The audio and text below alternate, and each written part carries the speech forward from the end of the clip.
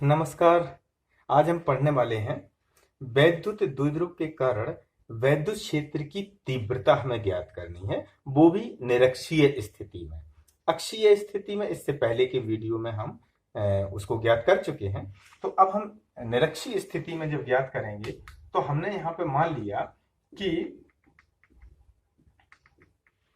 ये कोई आवेश है। यहाँ पे हमने ये मान लिया कि ये माइनस क्यू आवेश है और ये प्लस क्यू आवेश है।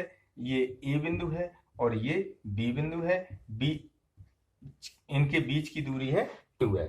इसके मध्य बिंदु ओ से हमने मान लिया यहां से स्मॉल आर दूरी पर स्थित कोई बिंदु पी है जहां पर हमें वैद्युत क्षेत्र की तीव्रता पता करनी है। तो हम क्या करते हैं, प्लस क्यू के कारण पहले पी पे तीव्रता निकालेंगे। तो पहले हमें पी प्लस क्यू से पी तक की दूरी पता चाहिए, फिर यहां से माइनस क्यू से पी तक की दूरी हमें पता करनी है।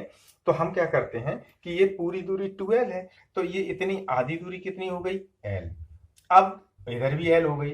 अब ये लग गया, एक त्रिभुज बन गया। इस त्रिभुज का हमें अगर कर्ण निकालना है तो ये कितना होगा, under root R square plus L square. इसी प्रकार से इधर R square plus L square. अब अगर हमने ये मान लिया कि ये थीटा कोण पर है, इधर ये थीटा कोण पर है, तो पहले हमें प्लस क्यू के कारण पी पर तीव्रता निकालनी होगी। तो प्लस क्यू के कारण पी पर तीव्रता जब हम निकालेंगे तो ये तीव्रता E1 बराबर क्या होगा, आपको फॉर्मूला पता है। बिंदु आवेश के कारण किसी बिंदु पर वैद्युत क्षेत्र की तीव्रता E बराबर 1/4 पाई एप्सिलॉन नॉट और Q बटे आर स्क्वायर होता है। आर का मतलब यहां से यहां तक की दूरी, और ये दूरी कितनी है, R square plus L square और पूरे का होल स्क्वायर। अब वर्ग, ये वर्गमूल खत्म हो जाएगा तो क्या बचा, 1/4 पाई एप्सिलॉन नॉट और Q बटे R square plus L square. ये समीकरण नंबर 1। अब आप देखो, प्लस क्यू के कारण पी पर जो तीव्रता की दिशा होगी, वो दिशा क्या होगी, वो दिशा होगी ठीक इससे विपरीत, E1 बाहर की ओर। हमने E1 पता कर लिया। अब हमें क्या करना है, माइनस क्यू के कारण पी पर तीव्रता निकालने। तो माइनस क्यू के कारण पी पर तीव्रता जब निकालनी है तो E2 बराबर 1/4 पाई एप्सिलॉन नॉट और क्यू बटे अब यहां से यहां तक की दूरी टोटल कितनी है, under root R square plus L square. लेकिन इसका वर्ग करेंगे तो सेम जो इधर किया वही इधर, तो कितनी आ जाएगी, R square plus L square. ये हमने मान लिया समीकरण नंबर 2। लेकिन आप देख रहे हैं जो E1 का मान है वही E2 का मान है। अब देखो E2 की दिशा किधर होगी, माइनस क्यू के कारण दिशा होगी माइनस क्यू की ओर, तो ये हो गई E2 की दिशा।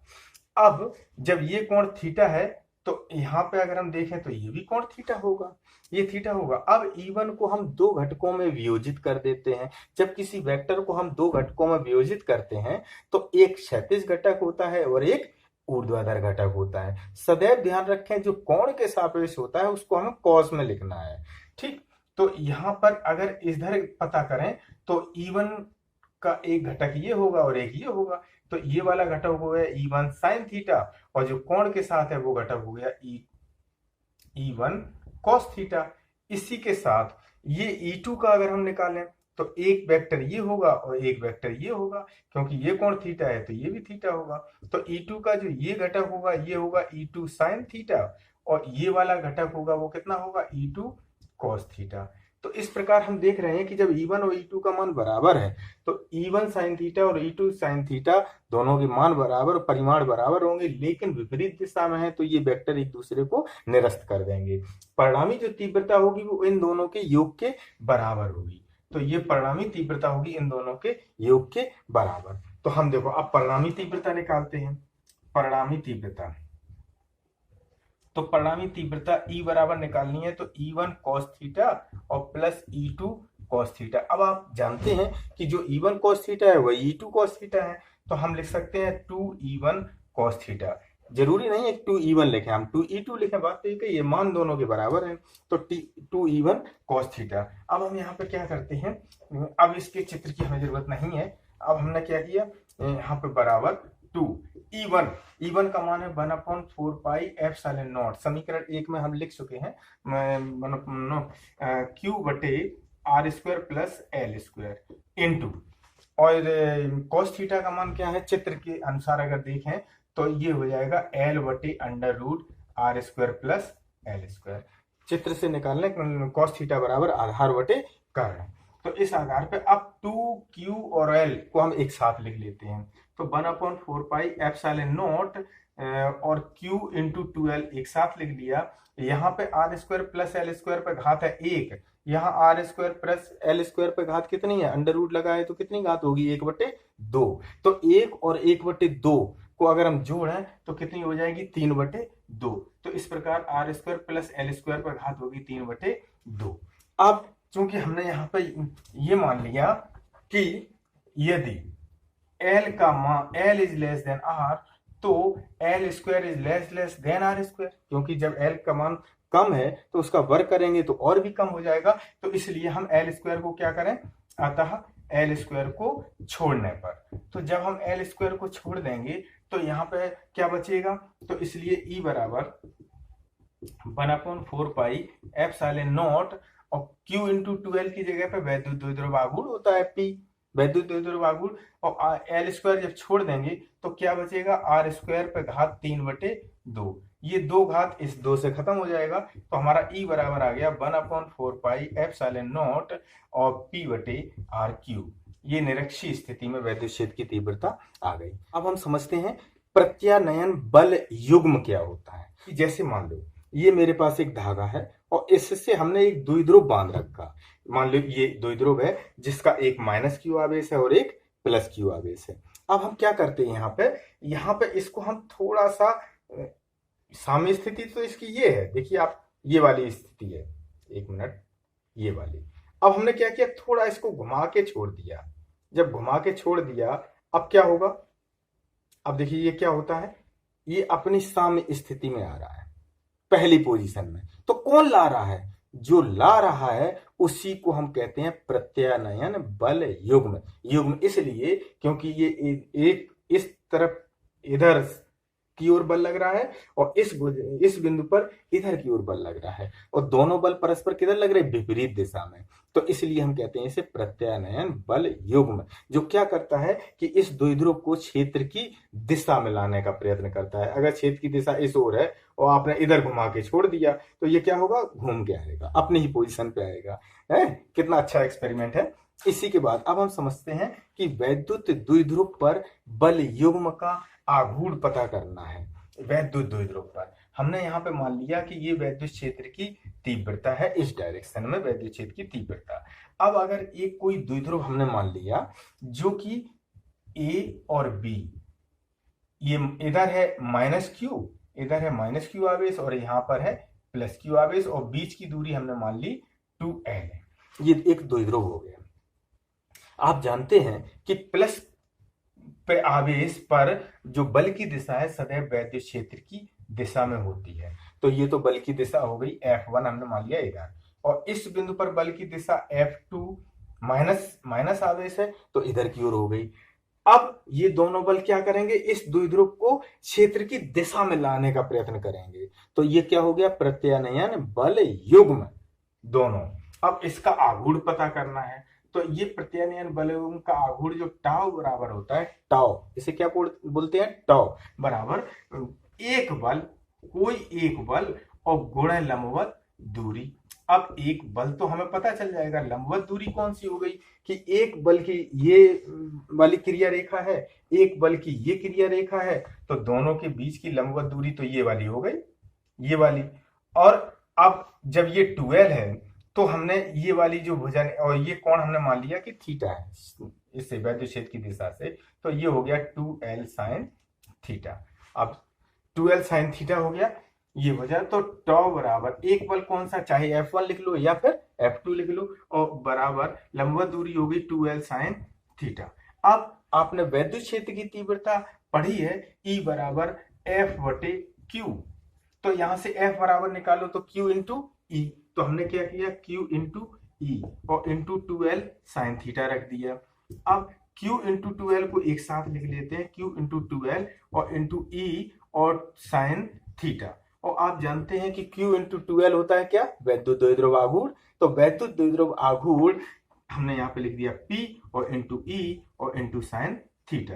अब हम समझते हैं कि वैद्युत फ्लक्स क्या होता है। तो वैद्युत फ्लक्स का सीधा एक मतलब समझ लें कि किसी भी समतल पृष्ठ से गुजरने वाली वैद्युत बल रेखाओं की संख्या को हम वैद्युत फ्लक्स कहते हैं। जैसे मेरे पास एक ये समतल पृष्ठ है, ठीक है, हमने ये मान लिया कि इस पृष्ठ है और इस पृष्ठ सॉरी ये पृष्ठ है और इस पृष्ठ से हमने मान लिया ये मेरे पास स्ट्रो है और गिनती की 10 है और इससे होकर के हम गुजार रहे हैं। तो जब इससे 10 जाएंगी तो 10 ही तो बाहर निकलेंगी। अब जितनी बल रेखाएं यहां से गुजर रही हैं इन्हें हम बल रेखाएं समझें। तो ये क्या हो गया, वैद्युत फ्लक्स हो गया, जिसका फॉर्मूला है वैद्युत फ्लक्स फाई ई बराबर E into D E into S, जहां पे ई है वैद्युत क्षेत्र की तीव्रता और एस है पृष्ठ क्षेत्रफल। तो ये हो गया फाई बराबर ई। अब ये दो वेक्टरों का स्केलर गुणनफल है तो हम इसको ई एस कॉस थीटा भी लिख सकते हैं फाई ई बराबर। तो ये हो गया वैद्युत फ्लक्स। अगला हेडिंग है गॉस का नियम। क्या गॉस का नियम है कि किसी बंद पृष्ठ से गुजरने वाला कुल वैद्युत फ्लक्स जो होता है फाई ई बराबर वो काहे के बराबर होता है, कुल घिरे आवेश का 1/एप्सिलॉन0 गुना होता है। इसका मतलब हुआ कि फाई ई बराबर Q/एप्सिलॉन0। ये हमारा सूत्र आ गया गॉस नियम। इसके बाद अब हमें गॉस नियम को प्रूव करना है। हमने एक गोलीय पृष्ठ मान लिया जिसका जिसका बिंदु O है, जहां पर हमने प्लस Q आवेश स्थित मान लिया और ये R त्रिज्या का है। ये कितनी त्रिज्या का है, R त्रिज्या का। इस पूरे पृष्ठ के कारण हमें वैद्युत फ्लक्स निकालना है। तो हम लेकिन इसके लिए सबसे पहले हम एक अल्प पृष्ठ क्षेत्रफल की कल्पना करते हैं और ये अल्प पृष्ठ क्षेत्रफल हमने मान लिया डेल्टा एस। और इस अल्प पृष्ठ क्षेत्रफल से पहले हम निकालेंगे कितना वैद्युत फ्लक्स है। तो प्लस क्यू के कारण तीव्रता की दिशा तो बाहर की ओर हो गई, ठीक है। ये क्षेत्रफल है और क्षेत्रफल का जो वेक्टर होता है, जैसे मान लो ये मेरा बोर्ड है तो इस का अपना क्षेत्रफल है, लंबाई गुणा चौड़ाई। अब इसके क्षेत्रफल का वेक्टर क्या होगा, इस तल के लंबवत। तो ये क्या हो गया, क्षेत्रफल वेक्टर। वैसे ही ये पृष्ठ क्षेत्रफल है तो क्षेत्रफल वेक्टर क्या होगा, इसके ठीक लंबवत। और ये लंबवत कितना हो गया, डेल्टा एस। तीर का निशान लगा दिया क्योंकि वेक्टर शब्द जोड़ दिया है तो सदिश राशि हो गई, तभी तो क्षेत्रफल को सदिश राशि भी मानते हैं। तो अब हमें निकालना है वैद्युत फ्लक्स। पहले हम अल्प क्षेत्रफल के लिए, तो अल्प क्षेत्रफल के लिए वैद्युत फ्लक्स, अल्प क्षेत्रफल के लिए वैद्युत फ्लक्स डेल्टा फाई ई बराबर ई डॉट डेल्टा एस, सदिश से निशान लगा दिया। अब इसे हम लिख सकते हैं ई डेल्टा एस कॉस थीटा। लेकिन आप जानते हैं कि यहां पे थीटा का मान कितना है, 0। क्यों है, दोनों एक ही दिशा में है तो थीटा का मान 0 हो गया। और बिंदु आवेश के कारण अगर हम इस बिंदु P पर अगर तीव्रता निकालें तथा E बराबर क्या होगा, 1/4 पाई एप्सिलॉन0 और Q/r² होगा। अब ये दोनों वैल्यू हम यहाँ पर रख दें तो इसलिए डेल्टा फाई नहीं अभी मुझे नहीं रखना है, sorry, E dot delta S cos theta. परंतु आप जानते हैं कि थीटा बराबर 0, तो इसलिए डेल्टा फाई ई बराबर कितना हो गया, डेल्टा फाई ई बराबर ई डेल्टा एस। अब संपूर्ण पृष्ठ के लिए निकालना है तो वैसे तो हमने ये अल्प क्षेत्रफल के निकाला है, ऐसे ही हम छोटे छोटे भागों का सबका निकालें फिर टोटल सबका जोड़ दें तो निकल आएगा। इसी प्रकार से अगर हम संपूर्ण पृष्ठ क्षेत्रफल के लिए अगर हमें वैद्युत फ्लक्स ज्ञात करना है फाई ई बराबर, तो हम क्या करेंगे, सभी को जोड़ देंगे, समेशन, सबका योग कर देंगे। ये सिग्मा का चिन्ह भी है और समेशन भी बोलते हैं, जिसका मान हो गया, ये हो गया डेल्टा फाई ई। अब डेल्टा फाई ये मान यहाँ पर रख दो तो इसलिए क्या हो गया आपका, जब ये मान रख देंगे हम तो यहाँ पे हो गया, तो फाई ई बराबर सिग्मा ई डेल्टा एस। अब ई क्या है? वैद्युत क्षेत्र की तीव्रता, जो कि इस पूरे पृष्ठ पर किसी भी बिंदु पर अगर हम केंद्र बिंदु से यहां पर वैद्युत क्षेत्र की तीव्रता निकालें, सभी बिंदु पर समान होगी। जब सभी बिंदु पर तीव्रता समान होगी तो ये तो कॉमन आ जाएगा, इसको बाहर ले लेते हैं और sigma delta S. Sigma delta S का मतलब हो गया संपूर्ण गोले का पृष्ठ क्षेत्रफल कितना होता है? 4 पाई आर स्क्वायर। जो हो गया E into 4 pi R square. अब E क्या है? वैद्युत क्षेत्र की तीव्रता। तो बिंदु आवेश के कारण किसी भी बिंदु पर अगर हम गोले के पृष्ठ के किसी भी बिंदु पर तीव्रता निकालें तो ये हो जाएगी 1/4 पाई एप्सिलॉन नॉट और Q बटे R square into 4 pi R square. तो 4 पाई से 4 पाई काट दो, आर स्क्वायर से आर स्क्वायर काट दो, Q बटे एप्सिलॉन नॉट। ये निकल आया हमारा फाई E बराबर। ये प्रूफ हो गया हम गॉस प्रमेय। अब है गॉसियन पृष्ठ किसे कहते हैं? तो बच्चों, गॉस नियम का जब हम एप्लीकेशन के लिए फॉर्मूले निकालते हैं तो उसमें हम एक पृष्ठ, काल्पनिक पृष्ठ मानते हैं और उसी काल्पनिक पृष्ठ को हम कहते हैं गॉसियन पृष्ठ। बहुत बहुत धन्यवाद।